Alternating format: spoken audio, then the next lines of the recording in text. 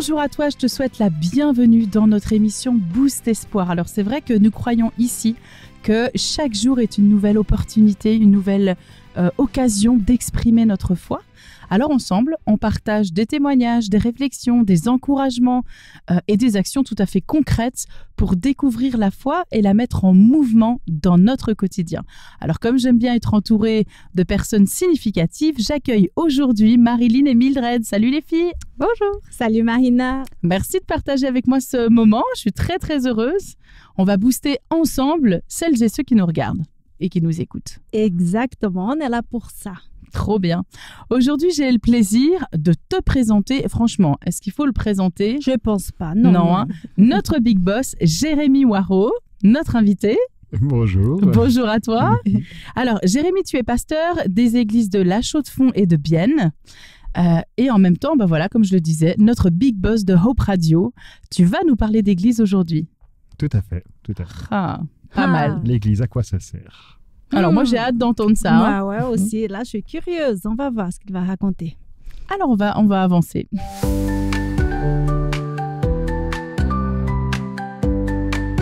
Nous voici dans notre chronique Le clin d'œil et j'aimerais inviter Mildred à venir nous amener ce thème du jour. Merci beaucoup. J'espère qu'ici, dans le studio, tout le monde a passé une bonne semaine. Et toi aussi, cher auditeur, chez toi. Comment s'est passée ta semaine? Raconte-nous. Alors, la mienne, dans sa globalité, c'était plutôt bien. L'agenda était bien rempli, mais ça allait. Tout était sur contrôle. Enfin, sauf le jeudi matin. Tu sais, quand la journée commence déjà pas super top, déjà, je me suis réveillée un peu plus tôt qu'est prévu et impossible de me rendormir. Jusque-là, ça va. Ouais. Je me lève, je me prépare. Un court moment de méditation, petit déjeuner avec la famille, enfin avec les enfants, puisque le mari était déjà loin au boulot. Et je me dirige vers la voiture pour partir en journée de formation. Il faut savoir que pour m'y rendre, je dois d'abord faire un bout du trajet en voiture, ensuite en bus et après en train. Donc voilà, je rentre dans ma voiture, il est pile poil 7h15, j'essaie de la démarrer, rien. Je réessaye 1, 2, 5 fois et toujours rien. Je prends la deuxième clé, ça ne marche pas non plus. Là, je commence quand même à paniquer, j'avoue. Et donc, j'appelle une amie. Malheureusement, elle avait congé ce jour-là. Je ne pouvais pas faire le trajet avec elle. J'appelle finalement une voisine parce qu'elle prend plus ou moins la même route que moi. Son horaire était différent pour ce jour-là. Pas de bol.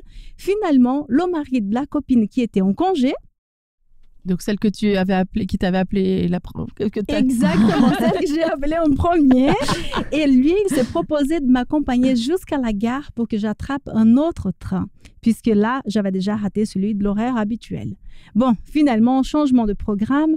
Je demandais à une autre copine voisine si je pouvais faire le trajet avec elle jusqu'à la gare des Eaux Vives à Genève. Dis donc, quel périple! Ouf!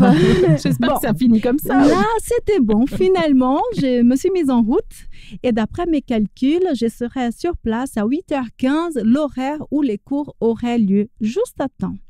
Le trajet a été agréable. J'arrive enfin à la gare, mais pas de bol, je rate le train pour 2 minutes.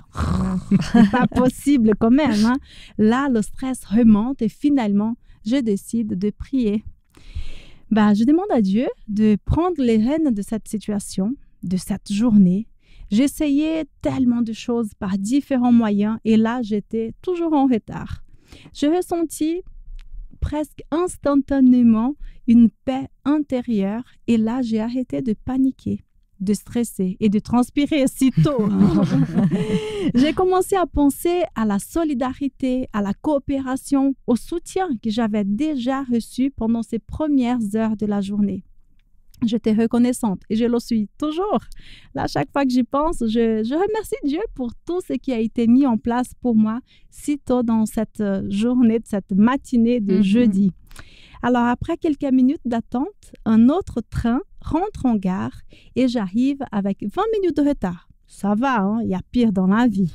Rien n'est parfait, pas trop dramatique non plus, mais pour moi, c'était quand même un beau clin d'œil de Dieu pour moi ce jeudi matin.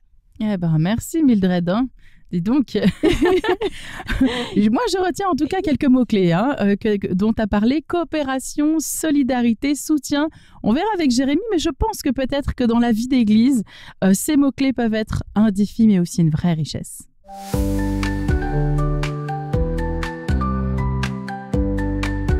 Et nous voici dans la chronique Une promesse pour toi. Je me tourne vers Marilyn parce qu'elle va te proposer une promesse biblique. Eh bien oui, pour aujourd'hui, j'ai quelque chose à vous proposer. Tu as sûrement entendu parler de l'histoire de Jésus que Jésus raconte, dans laquelle il se présente comme le bon berger qui prend soin de ses brebis. Eh bien, Jésus n'a pas innové. Il a repris un texte écrit dans la première partie de la Bible, et c'est la promesse que je te partage. Elle se trouve du coup dans l'Ancien Testament, dans un livre peu habituel, assez grand, qui s'appelle le livre d'Ézéchiel, au chapitre 34. Et au verset 11, c'est dit ceci. En effet, voici ce que dit le Seigneur l'Éternel. Je m'occuperai moi-même de mes brebis, je veillerai sur elles.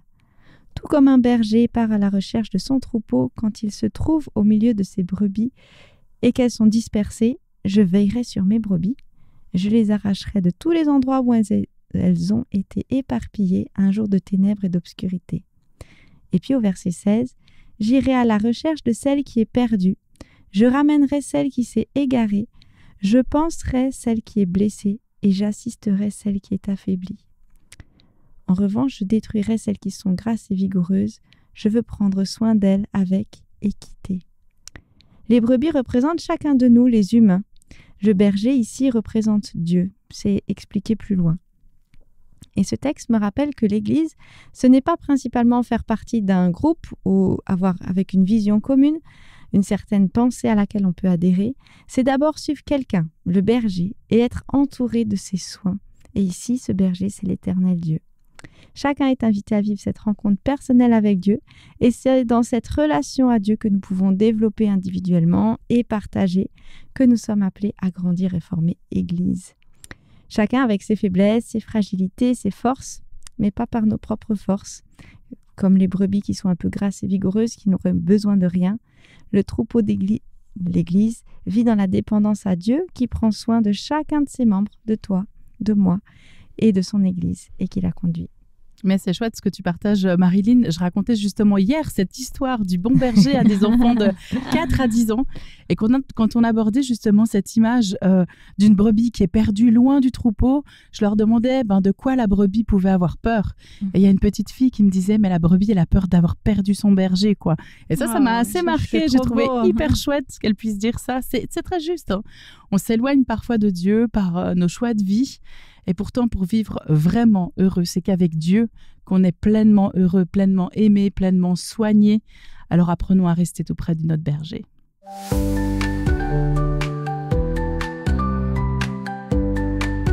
Nous voici dans la chronique C'est mon histoire. Mildred, est-ce que tu es d'accord de nous partager peut-être l'expérience d'une personne qui vit quelque chose de fort avec Dieu? Avec grand plaisir, Marina. J'ai eu la joie de recevoir un grand ami, Freud. Il habitait ici en Europe, entre la France et Genève. Un jour, il est parti à Orlando, en Floride, et actuellement, il fréquente une église de 1200 personnes. Ah ouais. Alors, je lui ai demandé, bien sûr, de nous raconter un peu de son expérience là-bas. Écoutons ensemble son témoignage. S'il te plaît, à nos auditeurs. Bonjour, je m'appelle Freud, j'ai 36 ans, j'habite aux États-Unis, j'ai vécu une grande partie de ma vie ici en France et Suisse et j'ai un enfant de 1 an, je suis marié avec Diana, je suis content d'être ici aujourd'hui. Nous aussi, nous sommes très contents de t'accueillir. Freud, quelle était ta situation initiale? Avant, c'était comment? Alors, j'ai jamais rêvé de devenir pasteur. Mais j'ai senti à un moment donné que Dieu, tout d'abord, j'aimais servir l'Église et que Dieu a ouvert des portes et j'ai compris ça comme un appel. Il a guidé ma vie jusqu'à aujourd'hui et je suis dans le ministère un peu plus de 10 ans maintenant et je me plais, je suis passionné par ce que je fais. Et de quelle manière Dieu s'est manifesté dans ta vie? J'imagine que de plusieurs manières, à plusieurs moments, mais vas-y, raconte-nous. Alors, pour être plus parcours, Dieu s'est manifesté dans ma vie plusieurs fois. Au niveau de l'Église, l'Église vraiment a donné beaucoup d'opportunités à ma famille parce que voilà, il vient de très loin. Mais au niveau personnel, l'Église m'a permis de connaître d'autres cultures, de m'épanouir, de mettre en œuvre tous les talents que j'ai et aussi de retrouver ma femme dans ce cadre d'église, d'avoir maintenant un enfant et avoir des principes, des lignes, guidelines en anglais, pardon, des fois l'anglais vient dans ma tête, mais des principes que je veux transmettre et pour lesquels je veux vivre aussi.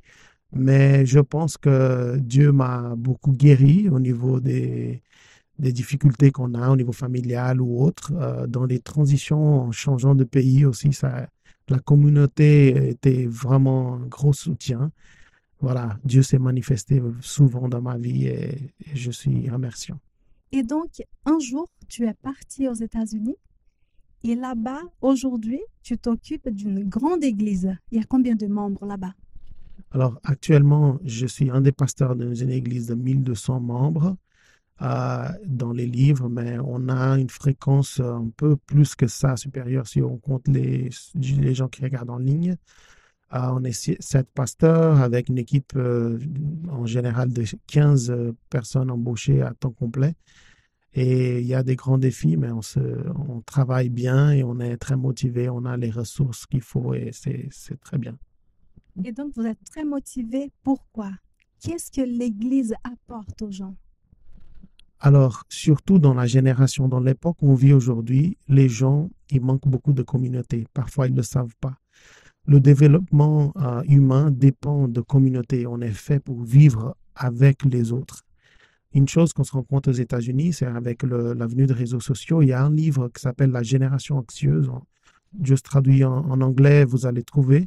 Mais le livre, il met en avant qu'après que les réseaux sociaux sont venus, les gens sont beaucoup plus détachés les uns des autres. Et il y a aussi des problèmes mentaux, de santé mentale qui arrivent et que l'Église est un des meilleurs moyens pour combler ça. Donc moi, je pense que l'appel de Jésus à se retrouver en communauté, il est aussi une certaine façon de faire un peu de thérapie avec nous, les êtres humains, nous aider à développer, nous aider à communiquer. Et je pense que Dieu, il se révèle surtout à travers les autres personnes. Dieu utilise les autres personnes et on voit en Matthieu, à la fin du livre de Matthieu, on voit que Jésus, il a dit, voilà, vous avez pris soin de moi quand vous prenez soin des personnes qui ont besoin, tu vois. Et aujourd'hui, tu prends soin des gens qui vont à l'église? Alors, ça, c'est ma position. Moi, je suis member care. C'est un pasteur qui prend soin des gens. En général, je travaille beaucoup avec des projets avec des adultes. Et c'est un plaisir de pouvoir écouter, de marcher avec les gens. De nouveau, je pense que Dieu, il m'a donné vraiment une belle opportunité. Je n'ai jamais imaginé que je pouvais faire ça, de marcher avec les gens et les gens ont de plus en plus besoin de sentir qu'ils ne sont pas seuls. Et ça, c'est vraiment une bénédiction de pouvoir le faire.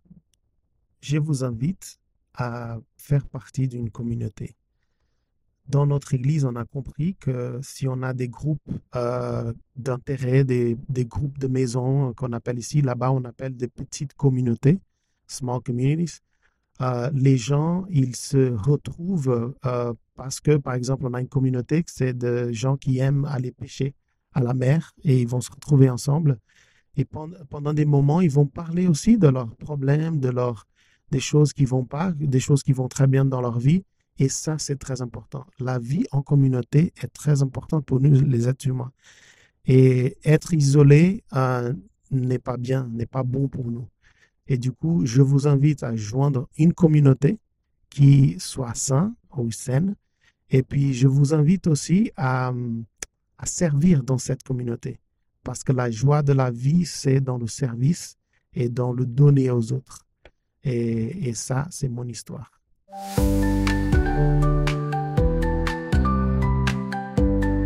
Et nous voilà dans le temps du partage biblique. Jérémy Waro, est-ce que tu peux peut-être nous dire quelques mots au sujet de ce temps d'église? Peut-être que tu as même une histoire à nous raconter pour commencer? J'ai une petite histoire, effectivement. Super. D'abord, je vous pose une petite question. Quel type d'enfant étiez-vous? Plutôt des enfants obéissants, plutôt curieux, plutôt agités, plutôt calmes, plutôt aventuriers, Un plutôt peu les de tout copains ça, d'abord? hein, un peu de tout ça. Pour pas se mouiller trop. Non, je vous pose la question à vous et puis je la pose aussi aux auditeurs. Quel type d'enfant étions-nous? En fait, je voudrais vous raconter l'histoire d'un enfant. Alors là, comme les parents aimeraient l'avoir. Droit depuis tout petit. Obéissant. Pour lui, c'est très important d'obéir à ses parents. Il est fidèle. Quand il dit quelque chose, il le fait. Et c'est le genre d'enfant, pas de vague, c'est fiable. Et cet enfant, il va grandir dans la maison. Et bien sûr, rapidement, il va pouvoir, encore tout jeune, avoir la responsabilité, d'une certaine façon, de l'entreprise familiale, des grosses responsabilités. Et il grandit. Bien sûr, ses parents sont fiers de lui. Et il se développe dans cette maison. Cet enfant, il y a quand même quelque chose au fond de lui, du moins. Cet adulte, maintenant, quand même quelque chose au fond de lui qui est là et qui le ronge. Dans la maison, il y a une situation délicate dont on n'aime pas beaucoup parler, qui provoque beaucoup, beaucoup de douleur. Cette famille est complètement déchirée, en fait. Et cet enfant, c'est le fils aîné de la famille. Vous voyez peut-être où je veux en venir. Un des enfants de la maison est parti du foyer il y a quelques années dans des circonstances très douloureuses. Et ses parents souffrent terriblement. Et son frère, au fond de lui, il y a une haine, une rage contre ce petit frère qui a tout détruit. Et depuis, l'ambiance n'est plus la même. La maison est déchirée. Et les cœurs de la maison sont déchirés. Ça vous fait penser à une histoire, les filles? Ah oui, le fils prodigue. Oui, on appelle cette histoire l'histoire du fils prodigue, mais moi je l'appelle l'histoire du fils aîné. Parce qu'en fait, on va voir que... on va la reprendre, l'histoire dans la Bible. Elle se trouve dans Luc, au chapitre 15, donc l'évangile de Luc. Et en fait, Jésus va raconter cette histoire dans un contexte très particulier. Jésus, eh bien, il accueille tout le monde. Et on nous dit, tous les collecteurs de taxes et les pécheurs s'approchaient de lui pour l'entendre. Les pharisiens et les scribes, donc les responsables de l'Église, voilà leur réaction. Il maugrit. Il accueille des pécheurs. Il mange avec eux. Jésus accueille des gens de mauvaise vie. Jésus accueille des gens qui n'ont rien à voir avec la religion. Et les responsables religieux de l'époque, aujourd'hui on dirait les responsables de l'Église, eh bien sont là en train de dire « Mais qu'est-ce qu'il fait celui-là? Mais c'est pas possible !»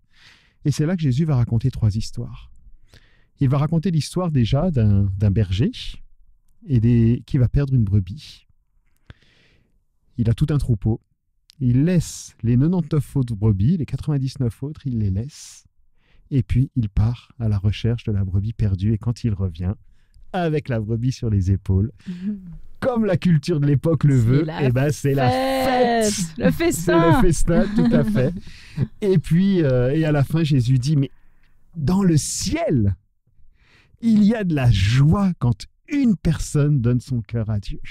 Et Jésus va raconter une deuxième histoire pour illustrer cela. Il parle cette fois-ci d'une femme qui va perdre une pièce d'argent très importante, une bonne partie de son salaire.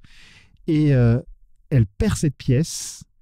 Et là, elle se met à nettoyer la maison de fond en comble pour essayer de retrouver cette pièce. Et ting, à un moment donné, elle retrouve la pièce. Et qu'est-ce qui se passe? Elle fait la fête. Elle invite toutes ses copines comme on faisait à ce moment-là. Et puis elle fait la fête avec ses copines. Et Jésus qui redit encore, eh bien, il y a de la joie dans le ciel quand une personne donne son cœur à Dieu. Et ensuite, Jésus va raconter une 3e histoire, un peu plus longue que celle-ci. Il raconte l'histoire justement d'un fils qui va vers ses parents qui sont vivants et qui leur dit particulièrement au père, « Donne-moi mon héritage. » Ça veut dire quoi? T'es déjà mort. T'es déjà mort. Ah ouais. Ouais, c'est violent, Donne-moi hein. ton héritage. Donne-moi ma part d'héritage. Et le père va l'écouter. Il va donner la part d'héritage. Il va séparer ses biens pour ses enfants. Il donne la part. Et le jeune s'en va de la maison. Et il vit une vie de fête. Mais là, c'est un autre genre de fête, hein. Ah Et ouais. il vit et il commence à faire n'importe quoi. Et en moins de 2, toute la fortune. Il a tout dû gaspillé. vendre tous les biens, hein, vendre les champs, vendre les maisons, vendre tout. Toute la fortune, ben, il n'y a plus rien. Plus rien du tout. Et puis, il est là, pendant un moment, dans la misère la plus totale.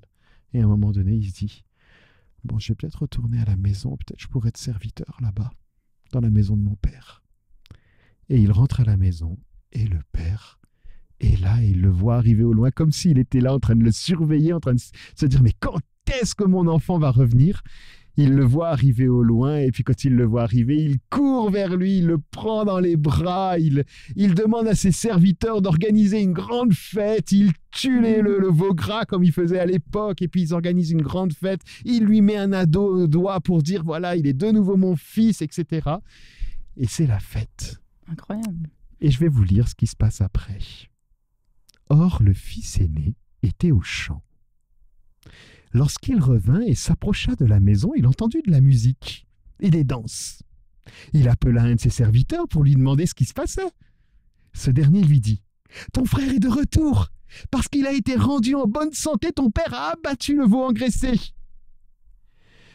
Mais il se mit en colère et il ne voulait pas entrer dans la maison. Son père sortit le supplier. Alors il répondit à son père, « Il y a tant d'années que je travaille pour toi comme un esclave. Jamais je n'ai désobéi à tes commandements et jamais tu ne m'as donné un chevreau pour que je fasse la fête avec mes amis. Mais quand ton fils que voici est arrivé, lui qui a dévoré tes biens avec des prostituées, pour lui, tu as abattu le veau engraissé. » Le père lui dit, « Toi, mon enfant, tu es toujours avec moi. Tout ce qui est à moi est à toi. Mais il fallait bien faire la fête et se réjouir, car ton frère que voici était mort et il a repris vie. Il était perdu et il a été retrouvé. » Waouh, bah dis donc, Ouais. c'est pas rien. Qu'est-ce que ça nous apprend finalement, cette histoire-là, qui paraît vraiment dramatique, hein, sur un fond, sur Dieu et sur son Église?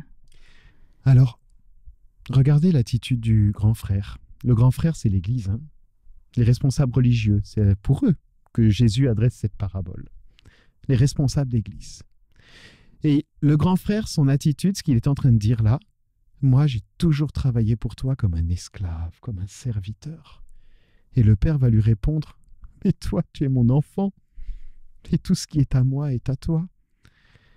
Et en fait, on se rend compte que la difficulté de ces responsables religieux, de ces responsables d'église, on pourrait dire aujourd'hui, eh bien, c'est qu'ils ne se considéraient pas comme des enfants de leur Dieu, mais ils se considéraient comme des serviteurs et comme des esclaves. Et en fait, ce que Dieu a voulu faire là, ce que Jésus a voulu faire dans cette parabole, et ce que Dieu veut faire vis-à-vis de son Église aujourd'hui, c'est de montrer, c'est que l'Église ne soit pas une Église qui soit à son service, qui ne soit pas son esclave, mais que ce soit une Église qui ait un cœur de fils, un cœur d'enfant, et qui puisse vraiment avoir dans leur cœur ce qu'il y a dans le cœur de leur papa.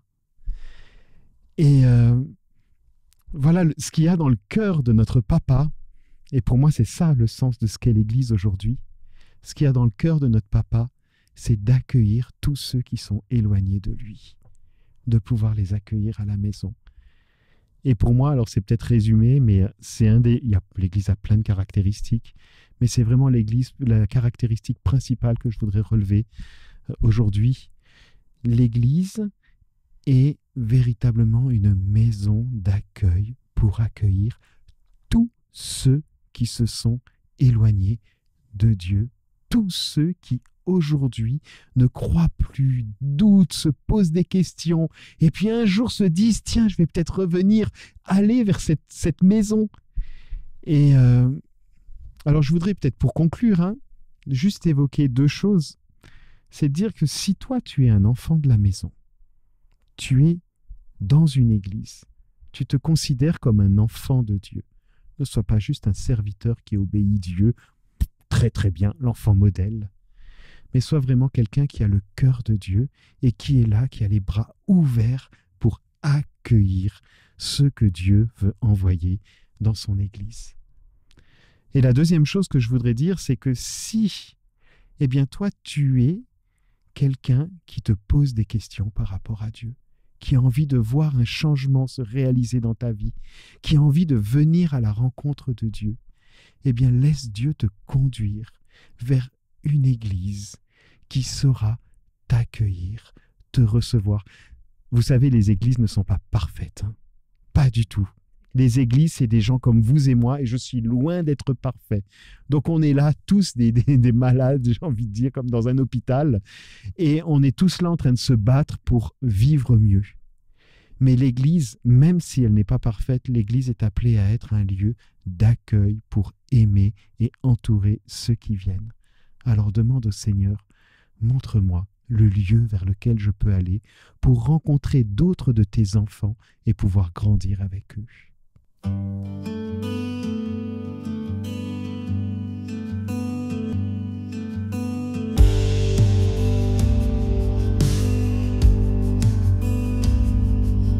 J'étais perdu loin de ta maison, cherchant la paix dans mes illusions. Mais dans ton cœur une place m'attend. Père aimant, je reviens maintenant.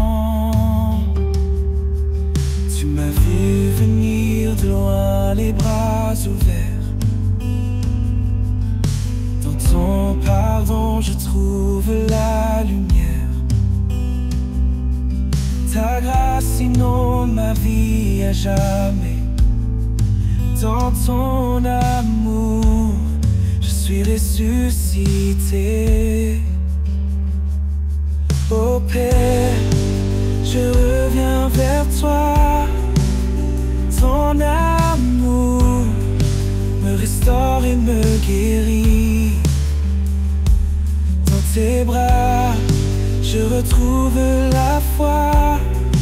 Tu es mon abri, mon doux refuge béni.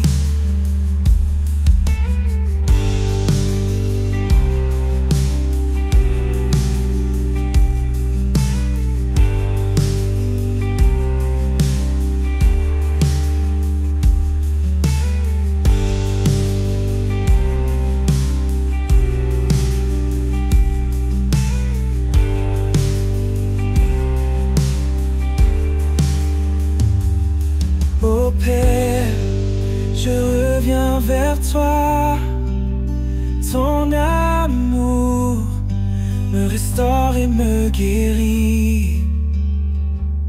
Dans tes bras, je retrouve la foi. Tu es mon abri, mon doux refuge béni. Mon doux refuge béni.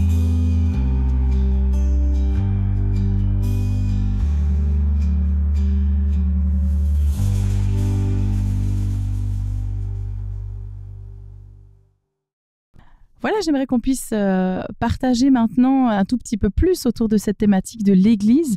Les chroniqueuses, Jérémie, la table est ouverte pour cet échange. J'ai beaucoup aimé quand tu as dit qu'il faisait la fête. J'aime bien faire la fête. Et je trouve chouette de pouvoir se réjouir et commémorer quelque chose. Et là, dans toutes ces paraboles, dans toutes ces histoires que Jésus a racontées, il montrait qu'il y a une situation difficile. Ensuite, on fait des efforts et après, on appelle tout le monde pour dire « Allez, on est à nouveau réunis » et ça se fête, ça se commémore. Aujourd'hui, j'ai l'impression que des fois, on peut vite être un peu blasé et vite partir dans les critiques aussi. Mais ce n'est pas ça que Jésus nous a dit de faire.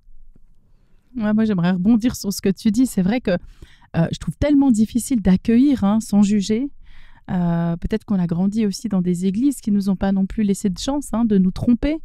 Et c'est vrai qu'aujourd'hui, on est appelé, comme tu le disais, Jérémie, à vraiment accueillir, aimer l'autre, l'accepter tel qu'il est, sans désirer qu'il arrive tout de suite et qu'il s'adapte à notre moule, à l'Église, à nos croyances, à notre regard parfois très très clair en fait, mais simplement accepter l'autre. Je crois que ça nous a souvent fait peur d'accueillir l'autre parce que peut-être qu'on a peur de perdre un peu de sainteté. Ça me fait penser à ces pharisiens de l'époque du temps de Jésus qui faisaient toutes les choses extrêmement droites, mais finalement il y avait tellement de manque d'amour. Et Jésus est venu sur cette terre pour amener cette différence-là et qui a bouleversé les gens qui vivaient en son temps finalement. Nous sommes tous différents. Du coup, dès le moment où on est ensemble, ça peut se crisper un petit peu parce qu'il y en a un qui pense d'une manière et l'autre d'une autre manière. Il y a un qui a une habitude, l'autre une autre habitude. Mais peu importe, pour moi, en fait, personnellement, j'essaye de vivre ici déjà comme on va vivre au ciel. On est là, on se prépare en attendant que Jésus revienne nous chercher et qu'on habitera au ciel un jour. Alors, il faut commencer déjà ici un petit peu. Et pour commencer cela, c'est déjà être dans cet accueil, dans la bienveillance, dans la compréhension les uns des autres. On n'est pas parfait. Comme disait Jérémie tout à l'heure, l'Église est comme un hôpital. On est tous malades en fait. Nous avons tous des défauts et c'est bien pour ça que nous sommes là à l'Église. C'est parce qu'on essaye de s'améliorer. On veut aller de l'avant. Ouais, je me dis, ça vaut peut-être le coup de définir ce qu'est l'Église. L'Église, c'est pas un bâtiment, c'est pas un lieu où les gens se réunissent. Mais l'Église, pour moi, c'est un rassemblement de croyants. Et toutes les personnes qui se réunissent dans le bâtiment ne font pas forcément partie de l'Église, ne sont pas forcément dans cette dynamique d'enfants de Dieu.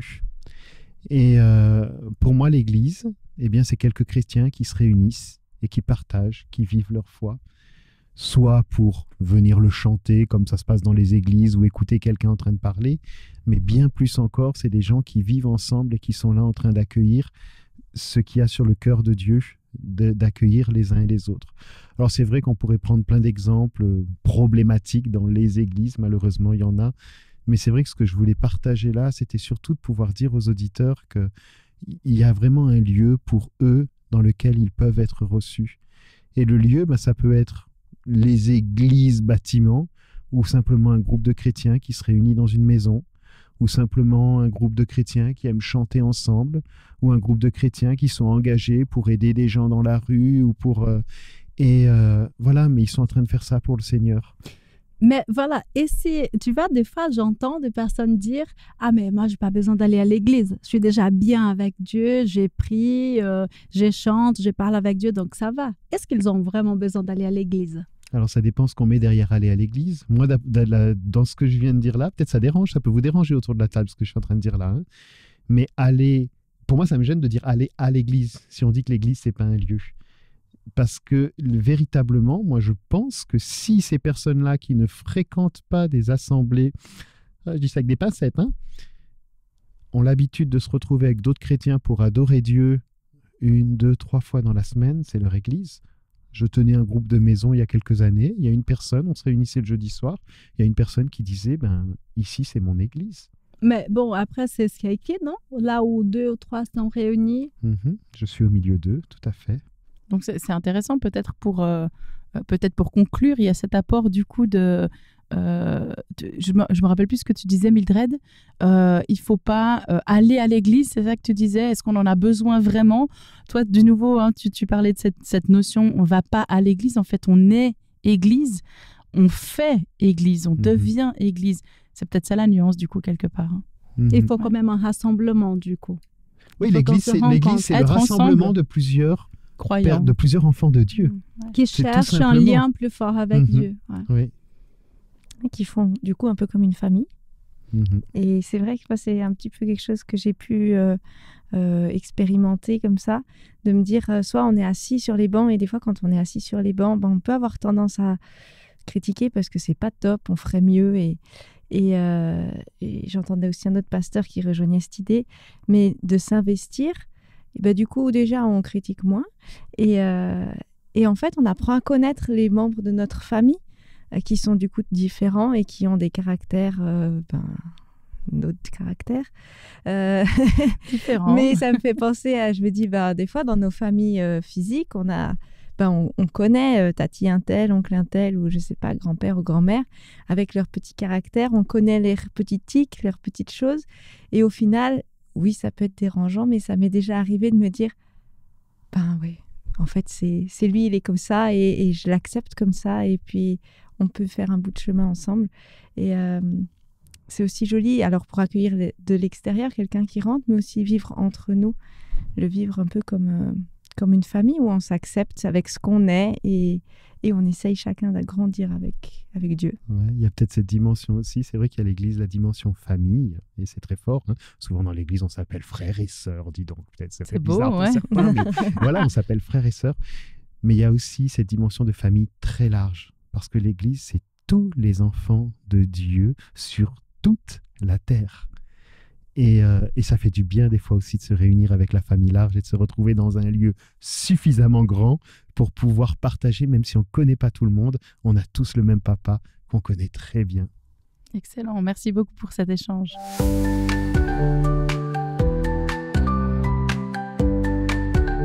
Et nous voilà dans la chronique surprise. Cette fois, je me tourne vers Marilyn.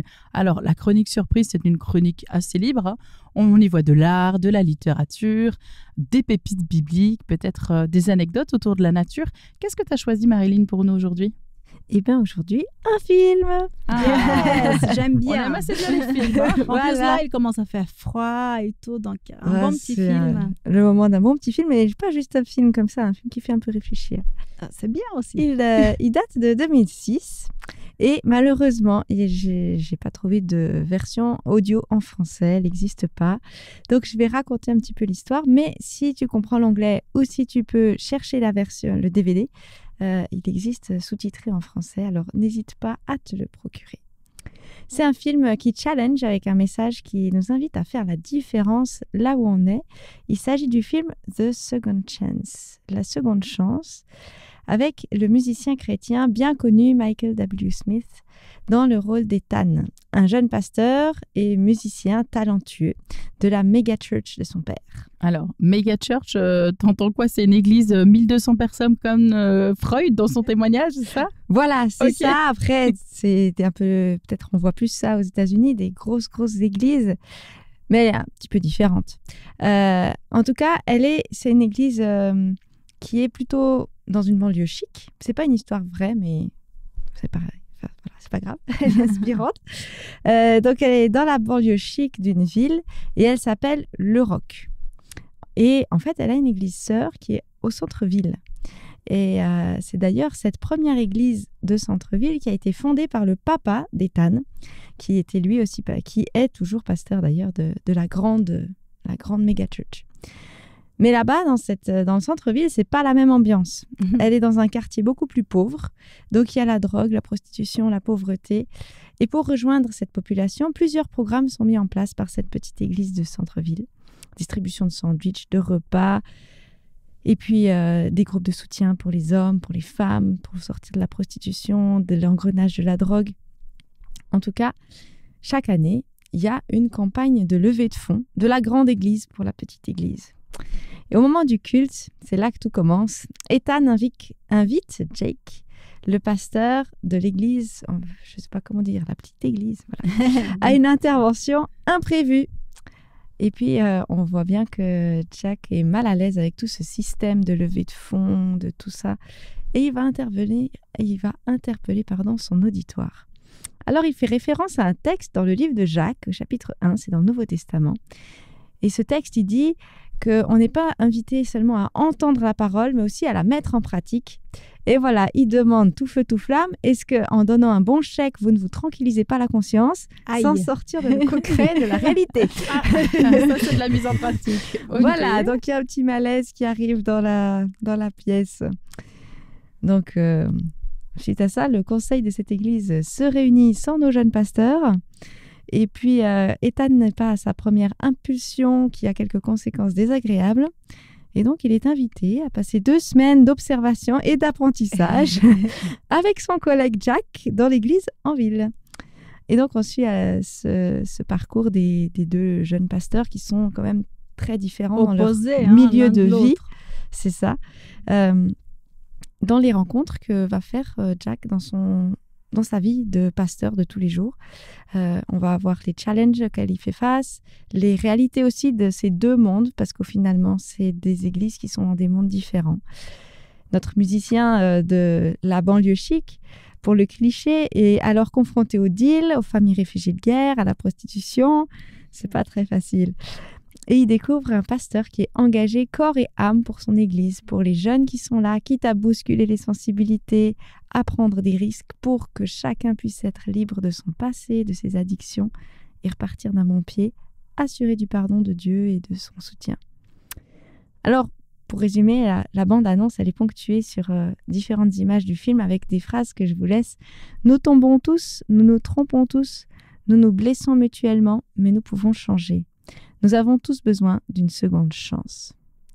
Alors, c'est un film d'1h45 qui m'a beaucoup touchée, interpellée sur ce vécu d'église.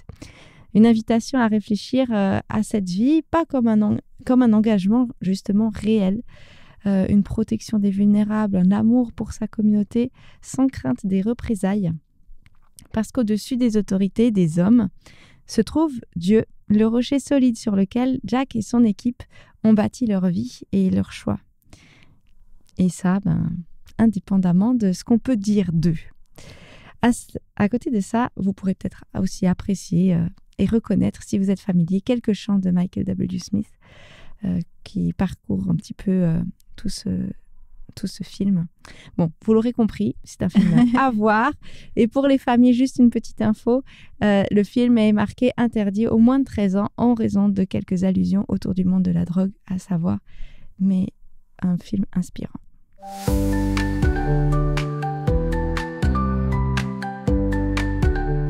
Ah bah dis donc, après une histoire aussi inspirante, moi je me tourne cette fois vers Mildred pour qu'on puisse travailler un peu d'action. Est-ce que tu vas, comme l'épître de Jacques, nous mettre en action cette semaine? Allons-y tout de suite. En mouvement. Allez. Alors, nous avons bien compris que l'Église est un lieu de rencontre, un lieu de partage. C'est aussi un lieu propice pour chercher un lien plus fort avec Dieu. Voilà donc ma proposition pour cette semaine. Alors, chers auditeurs, essaye de vivre l'Église là où tu te trouves. Ça veut dire quoi exactement? Déjà, l'intention est d'être plus aimable, plus dans l'accueil, d'être bienveillant, dans la joie, là où tu te trouves, que ce soit chez toi, au travail, à l'école, à l'université, peu importe. Et après avoir mis tout ça en place, cette action pendant toute la semaine, bien sûr, je te propose d'aller à l'église. Nous sommes l'église, mais il faut quand même trouver un bâtiment.